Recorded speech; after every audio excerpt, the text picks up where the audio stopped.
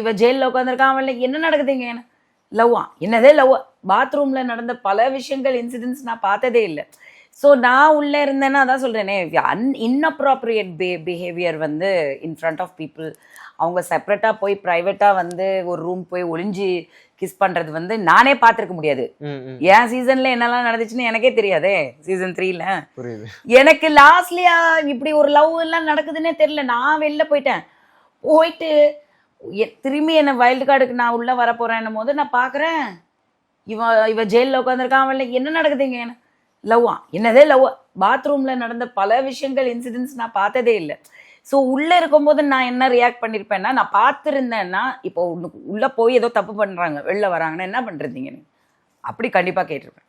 So this is not right, don't do all this. Definitely I would have told them. இந்த மாதிரி bad language use பண்ணுறது, adult topics பேசுறது 100% என்னோட சீசன்லேயும் நிறைய இந்த மாதிரி நடந்திருக்கு.